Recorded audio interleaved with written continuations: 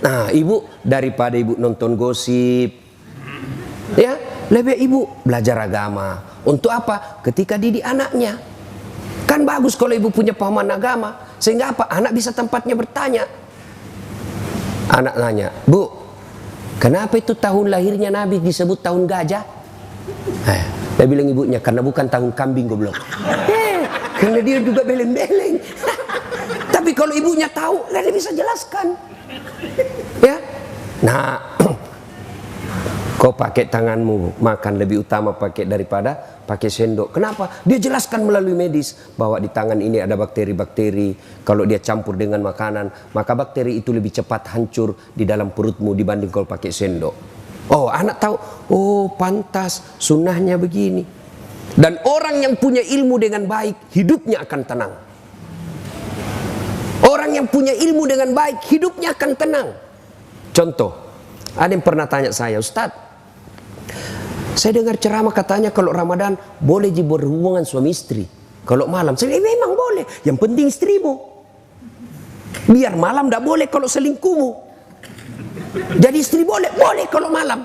Dia bilang apa? Astagfirullah Ustadz, saya sudah 5 tahun biar malam tidak juga. Kadongok kok. Makanya belajar ku agama. Coba, kalau punya agama kan enak hidup. Maka ibu belajar agama. Inilah pentingnya. Pertama kata Nabi, tuntut ilmu pengetahuan. Maka ayat pertama turun, Iqra, baca. Tidak bisa tiap pekan ibu, sekali sebulan lah, kumpul-kumpul. Cuma kalau datang ki begini bu, jangan bersaing. Kada tong ibu-ibu pergi begini, damai tapi gersang. Damai tapi gersang. Jadi korbanlah yang gosip. Apa? Dia tidak cerita tapit mulutnya dong. Penyakitnya ibu-ibu. Apa? Palsu lipstiknya. Kenapa kau tahu? Melengket di giginya. Datang pengajian cuma datang mencela. Saya paling sering korban itu bully. Saya lewat ibu-ibu langsung, itu juga bajunya waktu di YouTube. Sudah, ini yang jadi masalah, masuk setan. Ibu gosip. Maka yang baik kalau diajak gosip, apa jawaban ibu? Na'udzubillah min zalik. Kita berlindung kepada Allah dari keburukan seperti itu. Karena rajinnya pengajian istrinya. Iya. Wih, 4 kali pengajian 1 bulan itu istrinya. Tapi kasihannya suaminya selingkuh. Nah, untuk apa ibu cerita begitu? Apa faedahnya?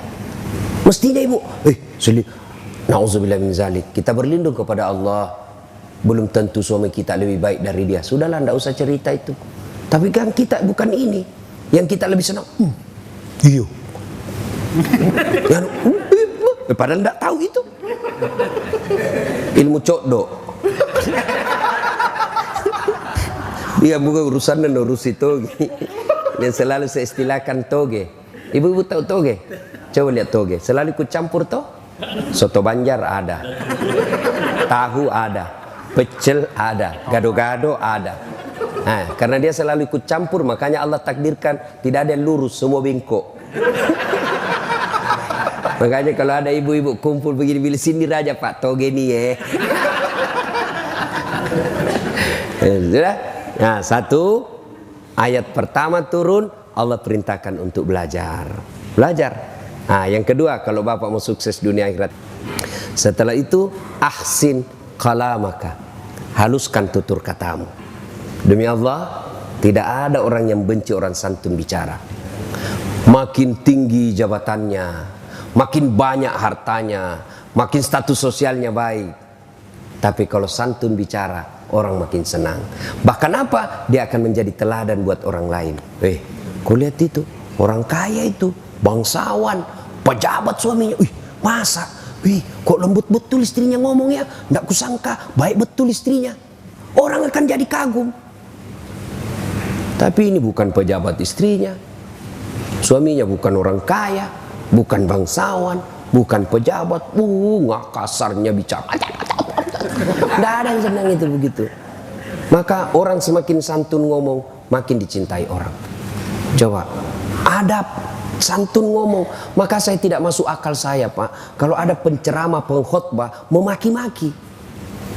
Sebab tidak ada dalam Nabi contohkan itu. Tidak ada Nabi mencontohkan memaki-maki orang. Orang datang kepada Nabi dalam keadaan jengkel pun pulang masuk Islam. Memaki-maki Nabi pulang masuk Islam. Coba lihat itu. Nah, jadi Bapak Ibu, kalau mau sukses dunia dan akhirat, haluskan tutur katamu. Kata orang Bugis, pakai sing ampe-ampemu. Baguskan, Pak. Makin santun kita bicara, makin orang senang. Kalau ada orang senang nanti kalau dipuji, pujilah dia. Kalau nanti dia senang kalau dipanggil, dipuji, puji. Bapak juga tidak rugi. Kenapa? Menyenangkan hati orang itu bahagia, ibadah. Kalau dia senang kalau dipanggil bos, panggil bos biar dia senang. Tidak apa-apa, membahagiakan orang itu ibadah. Maka saya juga rasakan itu. Kalau saya baru ketemu orang langsung, Ustadz, tambah mudah Ki kulihat. Saya tahu dia bohong sama saya. Tapi tidak apa-apa, saya senang juga. Saya bilang, saya tahu kau bohong, teruskan aja. Tidak apa-apa, saya senang juga itu. Dan tidak apa-apa, menyenangkan hati orang. Tutur kata yang lembut, insya Allah membuat kita bahagia dunia akhirat. Tidak ada musuh, Pak. Ada tokoh yang merasa dirinya tokoh di Indonesia ini. Sumber kegaduhan, kenapa? Mulut tidak bisa dikontrol. Biar Bapak hebat, kalau mulut tidak suka dikontrol, tidak bisa, orang tidak senang. Kenapa? Bukan budaya orang Indonesia itu memaki-maki. Kalau Anda bilang demokrasi, iya demokrasi. Tapi dalam hidup sosial ada namanya fenomena, masalah. Idealnya memang mau dikatain apa saja, tidak ada masalah. Tapi budaya kita tidak bisa menerima itu. Maka orang yang baik, santunlah berbicara. Tidak ada musuh, Pak, kalau Bapak bicaranya santun. Tegas terhadap hukum, tidak mesti kasar. Saya dosen, Pak. Saya terapkan hukum dari mahasiswa saya, tidak harus kasar. Adik-adik, ini hari masuk perjanjian kita jam 8.30. Setuju? Setuju. Jam 8.45 tidak boleh lagi ada yang masuk. Tolerirnya 15 menit. Siapa yang terlambat 4.46 tidak boleh masuk. Setuju? Setuju. Pekan depan masuk. Assalamualaikum Ustaz. Salam Dek. Boleh masuk Ustaz? Jam berapa mi Dek? Hampir jam 10 Ustaz, kurang 2 menit. Jam berapa perjanjian? Jam 8.45 Ustaz. Berapa mi sekarang? Hampir jam 9 Ustaz, kurang 2 menit. Berarti dah boleh masuk Ustaz. Ya, minggu depan pi masuk deh. Tunggu mak di luar kalau mau cerita. Keluar enggak sakit hati. Tapi coba kalau baru masuk, terlambat lagi dogo ini. Keluar kok.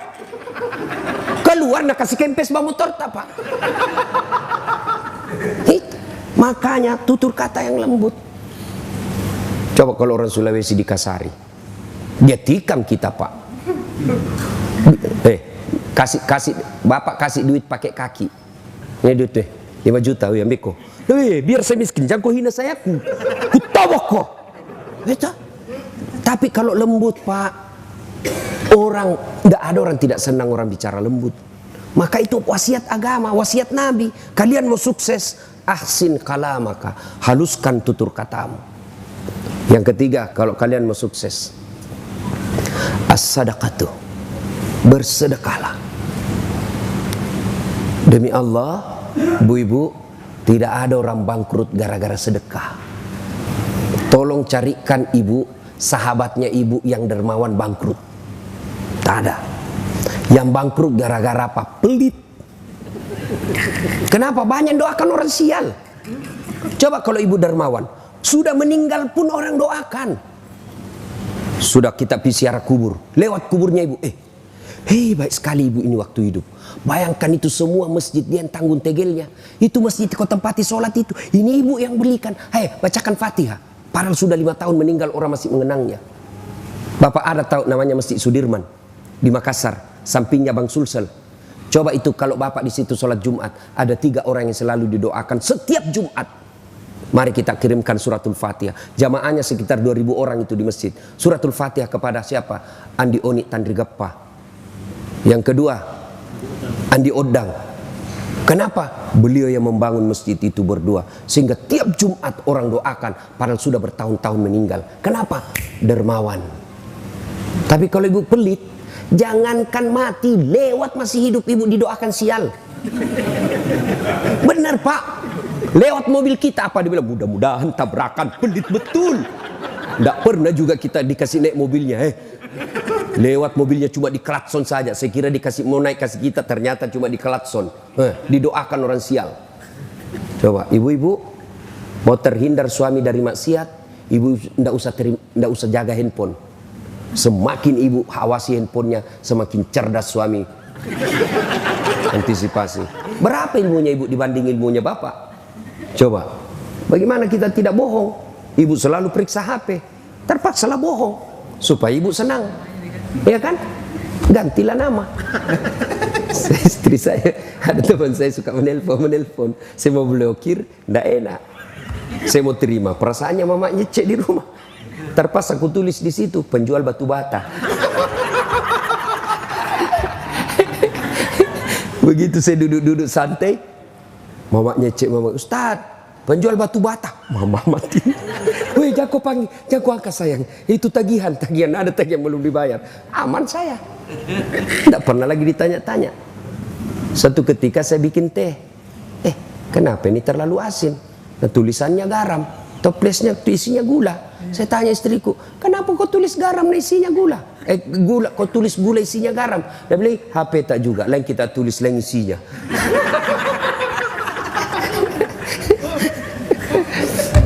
Sedekah ibu-ibu bersedekah, sebab di akhirat nanti itu ibu nafsi-nafsi. Siapa yang sedekah? Suami sedekah, ibu tidak dapat. Ibu sedekah, suami tidak dapat. Kecuali kita sudah bersepakat, Pak, hari Jumat sedekah ya. Nah ini, Pak, hari Jumat Pak, sedekah, jangan lupa sunnahnya sedekah di hari Jumat mulia ini. Oke, berapa? Saya 1 juta juga Pak ya. Bapak bilang, iya, ibu dapat. Tapi kalau sebaliknya, suaminya ada nih di kantong 1.500.000. Bu, kasih saya baju sholatku itu. Ibu dah, Pak, kenapa ada ini 1,5 juta? Pembeli semen masjid. Apa sok kaya, semen. Tidak usah itu, mari itu untuk bisa ini belikan cincin ini. Nah, suami masuk surga, ibu di blender nanti di akhirat. Ada kan begitu. Apalagi kalau suami takut sama istri, mau bersedekah tiba-tiba tidak jadi. Apa masih sok kaya kamu? Suaminya langsung mengalah, ya sudahlah terserah kau. Ada suami begitu di sini? Takut sama istrinya? Ada? Berhenti jadi laki-laki Pak. Kalau Ustaz, saya tidak, cuma istriku lebih berani.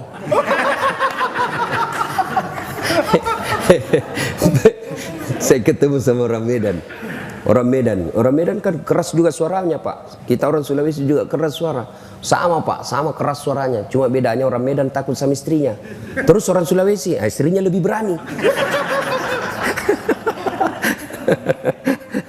Bapak, saudara-saudara sekalian, bersedekahlah. Di akhirat kelak, Nabi pernah ceritakan ibu, di depan pintu sorga ada 4 manusia bertengkar masing-masing mau masuk sorga. Siapa? Dipanggil orang pertama.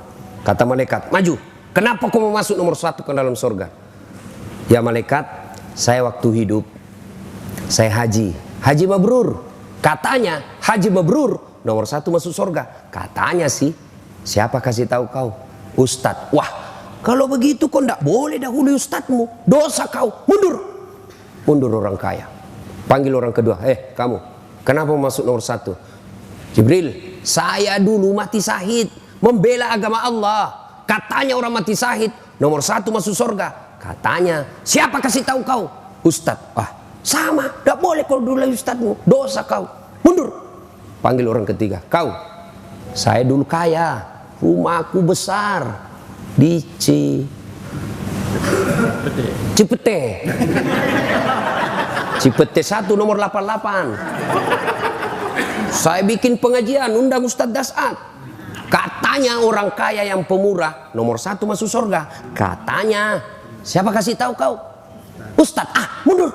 Tidak boleh kau dahului ustadzmu. panggil orang keempat. Kamu, kenapa masuk nomor 1? Saya lah Ustadz yang dicerita ini tadi 3. Oh kau, saya lah Dasat Latif. Kau sudah. Saya yang kasih tahu mereka ini. Wah kalau gitu kau masuk surga. Masuklah surga ini Ustadz. Tinggal beberapa langkah masuk surga, tiba-tiba dia berkata, wahai malaikat, betul saya dakwai mereka, betul saya memberitahu mereka, saya bisa jadi Ustadz karena ada orang kaya kasih saya duit beli buku. Saya jadi Ustadz karena ada orang kaya bangun masjid tempat saya dakwah. Saya jadi Ustadz karena ada orang kaya bangun sekolah tempat saya nuntut ilmu. Nih saya jadi Ustadz, jasa-jasanya nih orang kaya nih. Saya malu mendahului dia. Dia banyak betul partisipasinya dalam hidup saya. Ya Jibril, sampaikan kepada Allah, saya tidak mau mendahului orang kaya yang pemurah ini. Akhirnya Allah hadiahkan kalian orang kaya yang pemurah, nomor 1 dulu masuk ke dalam surga. Orang kaya yang pemurah. Tapi orang kaya yang pelit, nomor 1 juga. Kemana? Ke neraka. Terserah ibu-ibu mau pilih jalur mana. Ibu-ibu yang sudah kaya, jangan lupa investasi untuk akhirat. Bawa itu berlianmu ke akhirat. Bawa itu jamrutmu ke akhirat. Jangan cuma pakai di dunia. Gimana caranya? Kirim sebelum ibu wafat. Enaknya itu kita jadi orang kaya, Bu. Ada nikmat yang orang lain tidak miliki sebagai orang kaya. Apa? Status sosial. Ibu coba pakai emas palsu. Tidak ada orang percaya bilang palsu. Coba pakai. Semua orang bilang asli. Palsu. Tidak mungkin mas orang kaya pakai palsu. Itu enaknya dia orang kaya. Tapi orang miskin biar dia pakai asli. Dari mana dia dapat itu? Itu enaknya jadi orang kaya. Maka saya seandainya kaya palsu aja aku pakai semua. Pak. Nah, maka yang baik. Nah, itu saya sudah sedikit lagi saya ini. Ada itu sawah di kampung. Sudahlah, kau jual itu, bikinkan masjid. Mudah-mudahan masjid itu menjadikan saya nanti di sorga, di akhirat penantian alam kubur, tenang hidupku. Pak, saya mau nanti tempat tidurku seperti di dunia ini, spring bed, ber-AC, enak di dalamnya. Saya mau, kirimlah spring bed ke panti asuhan. Saya mau terang kuburku nanti di akhirat. Kirim. Karena ibu dikubur, ibu bukan menanti 1 tahun. Bukan menanti 100 tahun. Menanti sampai hari kiamat. Dan ibu kalau meninggal, siapa yang kuasai hartanya ibu? Ibu kalau meninggal, siapa?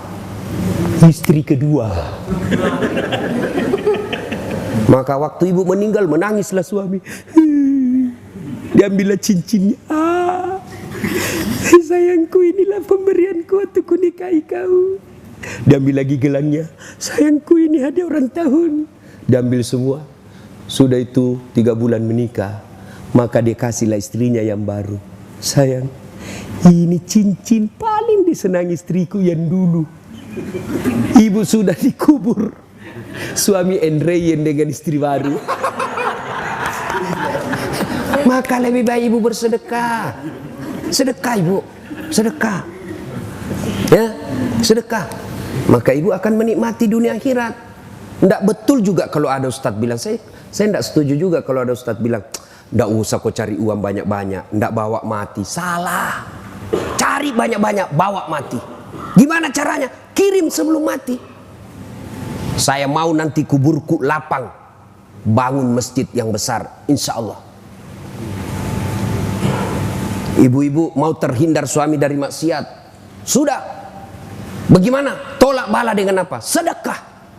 Sittatu tasidupul umur, kata Nabi. Ada 6 sifat membuat umurmu jadi panjang dan kau tertolak dari bencana. 1 diantaranya kata Nabi, as-sadaqatu, bersedekahlah. Jadi kalau ibu-ibu sudah mulia, lihat gelagat-gelagat suami sudah lain-lain. Setiap terima handphone sembunyi di kamar mandi. Sudah patut dicurigai itu. Daripada ibu curhat di Facebook, curhat di WhatsApp, tidak kusangka kau begitu. Di mana di kau? Beleng-beleng. Apa mau curhat rahasia rumah tangga di medsos? Karena ada juga itu ibu-ibu begitu. Andai ku tahu kau begini, aku tidak akan menerimamu dulu. Apalagi tidak, aku sudah punya anak 2. Lebih curhat di hadapan Allah. Bangun ibu sholat tengah malam, ngadu dalam doa, minta. Doa itu bukan beli buku di toko Gramedia baru kita hafal. Bukan, berdoa itu bukan menghafal. Doa itu curhat. Bahasa Bugisnya doa sama peletu. Daripada ibu bahasa Arab bingung malaikat. Malaikat apa maksudnya ini ibu? Aduh, bingung lagi saya lihat ini ibu. Ibu lain di bibir, lain di hati. Menangislah dia berdoa. Iya, apa dia bilang ini ibu? Dia minta supaya suaminya setia, tapi doa yang dia baca doa minta hujan. Bingunglah malaikat. Maka ibu tidak harus bahasa Arab berdoanya, ya. Nah ibu, namanya sholat hajat. Selesai sholat hajat, tumpahkan luapan hatimu kepada Allah. Ya Allah, Engkau tempatku beribadah, dan hanya Engkau tempatku memohon. Engkau melarangku curhat kepada manusia. Engkau melarangku meminta tolong kepada selain Engkau ya Allah. Maka aku datang memohon kepadamu ya Allah. Kurendahkan harapanku hanya kepadamu ya Allah. Iyyaka na'budu wa iyyaka nasta'in. Ya Allah, suamiku makin hari makin liar saya lihat ya Allah. Tidak mungkin saya bisa menjaganya 24 jam ya Allah. Tapi Engkau yang maha memelihara ya Allah. Ya Allah, ini ada duitku 1 juta. Besok saya bawa ke panti asuhan. Mudah-mudahan 1 juta ini suamiku terhindar dari wanita jahat. Bismillahirrahmanirrahim. Coba amalkan itu ibu. Coba amalkan. Itu yang jadi masalah kalau suaminya juga bangun sholat tahajud. Dan dia sudah tahu juga rumusnya pak. Ngadulah kepada Allah. Ya Allah, capek sudah saya lihat istri saya ya Allah. Ngamuk aja kerjanya ya Allah. Tiap hari ngamuk aja kerjanya ya Allah. Kala-kala Satpol PP. Ya Allah, ini ada duit saya 1 juta ya Allah. Saya bawa besok ke panti asuhan. Mudah-mudahan 1 juta ini istriku ikhlas saya kawin lagi ya Allah. Bingung malaikat, yang mana dikabulkan doanya? Sedekah pak, sedekah. Bapak-bapak yang mulai sakit-sakitan, sedekahlah. Jangan andalkan dokter. Dokter itu hanya alternatif yang kesekian. Yang menyembuhkan manusia bukanlah dokter, tapi Allah. Bagaimana supaya Allah mengabulkan doa kita? Sedekahlah. Datang ke panti asuhan, kumpulkan, bawa, makasih langsung antara tangannya bapak dengan tangannya itu anak. Tidak usah pakai sopir, tidak usah bawa pembantu, tidak usah orang lain. Tangannya bapak dengan tangannya itu anak. Itu yang disebut memuliakan anak yatim. Lalu minta, nak doakan saya, rumah tanggaku bahagia, bisnisku sukses. Begitu anak yatim ini mengatakan amin, itu doa. Tidak harus dia salat. Begitu nak doakan saya ada masalah nak. Doakan saya supaya selesai masalah saya tahun ini. Begitu anak ini tulus mengatakan amin, menggetarkan arasnya Allah. Sedekah. Ibu-ibu ada masalah, sedekah. Makin ibu pelit, sudah sewajarnya dikeluarkan, tidak dikeluarkan, maka Allah tegur kita. Dipaksa keluar duit kita. Tiba-tiba apa? Ada masalah. Yang lama disembunyi ternyata dapat kasusnya oleh polisi. Habis hanya untuk atur damai, atur damai, atur damai. Dan tidak ada damai-damainya. Ganti Kapolres, atur damai lagi. Ganti lagi, atur damai lagi. Atur damai lagi. Habis hanya untuk atur damai yang tidak pernah damai-damai. Ya? Ya pak, tiba-tiba anak kita tanpa sepengetahuan kena narkoba. Itu Allah paksa. Tiba-tiba kena kita penyakit yang belum tahu apa dokter katakan. Tapi saya sakit dok, kok begini. Dokter periksa tidak ada penyakitnya. Itu Allah tegur, kau terlalu pelit. Sedekahlah. Akan bapak ibu sehat walafiat. Nah, yang keempat kata Nabi, kalau kalian mau sukses, silul arham. Sambungkan persaudaraan, perbanyak temanmu. Keliru sekali orang di zaman sekarang ini memperbanyak musuh. Jangan memperbanyak musuh. Maka salah satu teknik dakwah saya pak, tidak mau menyerang orang, menyakiti orang. Karena dakwah ini harus kita rangkul orang. Ya, banyak teman, banyak rezeki. Saya selalu bilang begini pak, saya ini tidak banyak uangku, tapi temanku banyak. Temanku yang banyak uangnya. Ada Pak Ridwan, ada Haji Halim. Assalamualaikum Haji. Waalaikumsalam. Aman lagi saya ini. Ya Pak. Saya itu di Makassar Pak, hampir tidak pernah laku duit saya. Kemana-mana saya gratis. Makanya istri saya itu senang sekali kalau saya ke pasar. Ustadz aja ke pasar. Saya pergi pasar Poter ya. Assalamualaikum Ustadz. Dalam hatiku aman lagi keranjang. Dalam bawa telur. Berapa Ji? Nggak usah Ustadz. Nggak enak masih pagi-pagi Ji. Nggak usah Ustadz. Dalam hatiku memang itu kutunggu. Coba. Banyak teman, banyak rezeki. Yang kedua, banyak teman gampang selesai masalah. Banyak orang Pak tidak perlu keluar duitnya karena masalahnya Anda, karena pertemanan. Inilah yang bahasa modernnya koneksi. Siapa banyak koneksinya gampang selesai masalahnya. Saya pergi ke kantor Polres, pergantian SIM, perpanjangan SIM. Baru saya turun dari mobil, dilihat CCTV, keluar ke Polres. Assalamualaikum Ustadz. Waalaikumsalam. Siap komandan. Ada apa ini Ustadz? Perpanjangan SIM komandan. Tunggu Ustadz, panggil Kasat Lantas. Bantu itu Ustadz ya. Jangan lagi kau minta uangnya Ustadz. Berdosa uang Ustadz kau makan. Selesai masalah Pak. Itu banyak teman, banyak gampang selesai masalah. Maka perbanyaklah teman Pak. Jangan mencari musuh. Silul arham. Wa'tazimu bihablillahi jami'a wa la tafarraqu. Berpegang teguhlah engkau kepada tali persaudaraan agama Allah dan janganlah engkau bercerai-berai. Apa yang membuat biasa kita bercerai-berai? Apa? Kesombongan. Jangan sombong. Makanya saya senang betul tadi masuk di sini, saya lihat rumahnya. Langsung Pak Haji bilang, titipan Ustadz. Menyadari bahwa ini titipan. Harta itu Bu, simpan pada tempatnya. Jangan simpan di hati. Kalau Bapak simpan di hati, menderita itu. Sendalmu yang 70 juta simpan di kakimu. Apa haram? Tidak. Kalau ibu pakai supaya orang tidak hina ibu, boleh. Namanya muru'ah, kewajiban membela harga diri supaya orang tidak hina kita. Boleh. Lalu kapan dia sombong? Ketika ibu pandang enteng orang miskin. Ibu pakai sepatu harga 70 juta. Depan orang miskin dikasih gini terus kakinya. Orang miskin. Kau tahu ini 70 juta ini. Kamu sombong. Meremehkan orang. Bapak pakai harga baju krokodil yang cap buaya. Katanya kalau asli buayanya menghadap ke dalam. Kalau palsu menghadap keluar jadi buaya darat.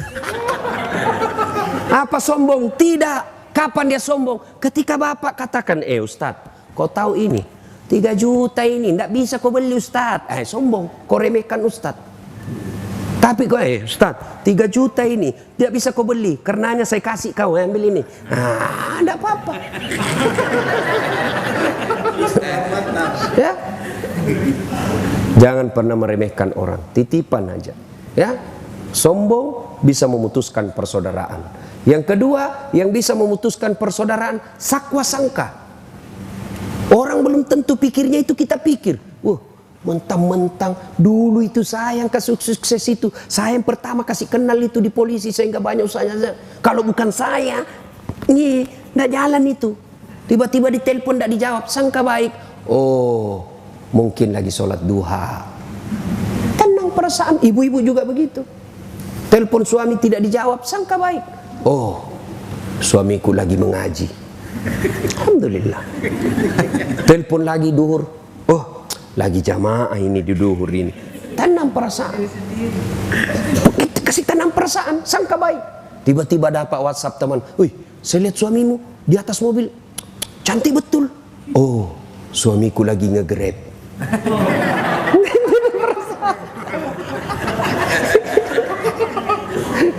Sangka baik. Dan yang kelima, kalau kalian mau sukses dunia akhirat, wa minal laili fatahajjat bihi. Bangunlah sepertiga di akhir malam untuk sholat tahajud. Akhir malam ini jalur khusus. 5 waktu padat saluran, macet. Semua orang sholat. Jumat apalagi, padat Pak. Sibuk-sibuknya jalur Pak, macet jam kantor. Biar orang tukang judi datang juga itu hari Jumat.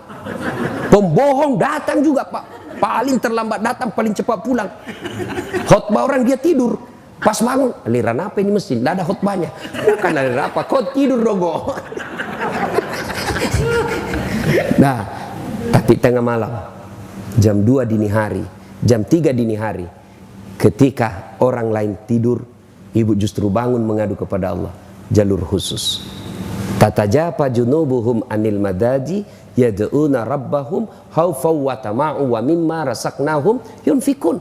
Orang yang ingin mendapat kasih sayang, cintaku, pertolonganku, sepertiga di hari malam mereka jauh dari tempat tidurnya karena mengharap kepadaku, memohon kepada saya. Amalkan 5 ini, insya Allah aman. Ibu bapak saudara-saudara sekalian, inilah tausiah kita, mudah-mudahan ada manfaat. Kita review kembali. 1, tuntut ilmu pengetahuan. 2, bersedekahlah. Yang ketiga, haluskan tutur kata. Yang keempat, silul arham, sambungkan persaudaraan. Dan yang kelima, wa minal laili fatahajjat bihi, bangunlah engkau sepertiga di malam untuk menunaikan ibadah salat lail. Apabila 5 hal ini kita lakukan, janji Allah, maqamam mahmuda, saya angkat derajatmu, derajat di dunia, derajat di akhirat. Apabila semua sudah terkabul apa yang Bapak mau, jangan lupa sujud syukur. Pak Haji, ya CC proyek, alhamdulillah. Langkah berikutnya sujud syukur. Tapi kalau Bapak ucapkan alhamdulillah, itu kasih jelas dan ikhlas. Kan biasa kita tidak jelas dan tidak ikhlas. Alhamdulillah. Alhamdulillah. Apa artinya itu bos? Panasai. Ada kan biasa juga, coba lihat itu di masjid. Sama-sama subhanallah, sama-sama 33, sama-sama mulainya. Saya baru 11, dia sudah sampai.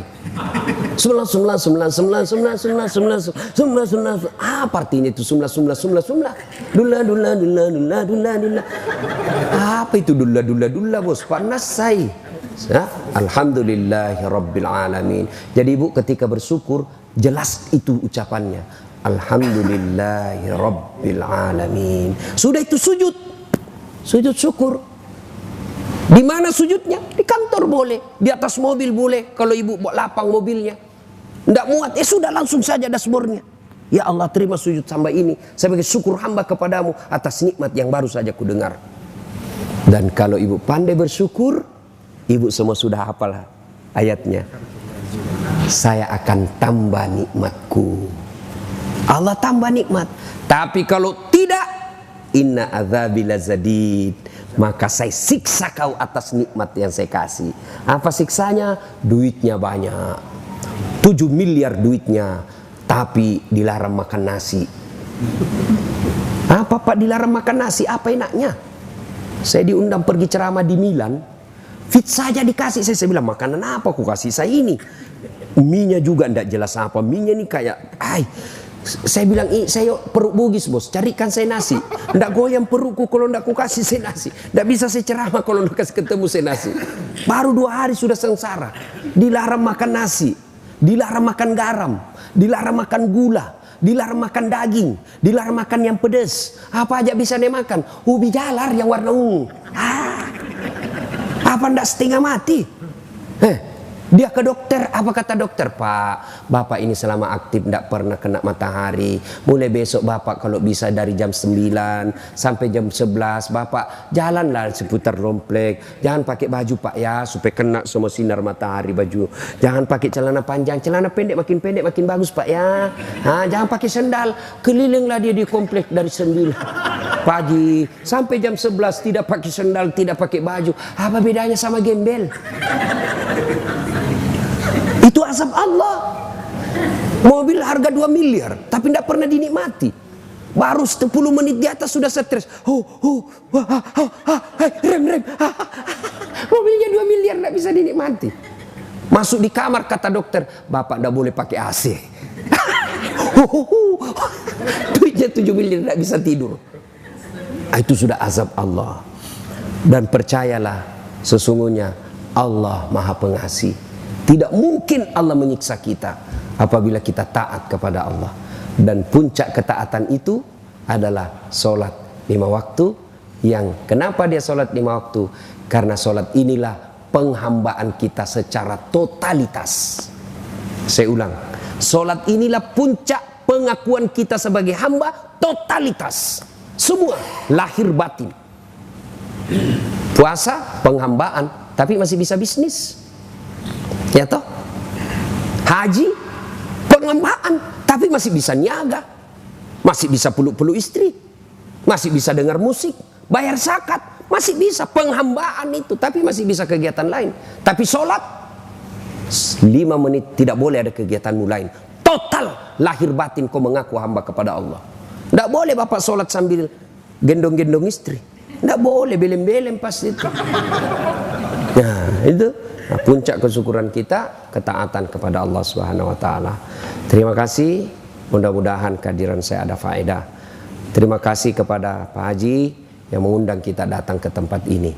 Sebagai rasa syukur kita doakan sahibul bait, tuan rumah, sukses segala usaha, bahagia rumah tangga, dan dilapangkan segala rezeki beliau. Amin. Lebih dan kurangnya mohon dimaafkan. Nun wal kalam ya misturun. Billahi pisah.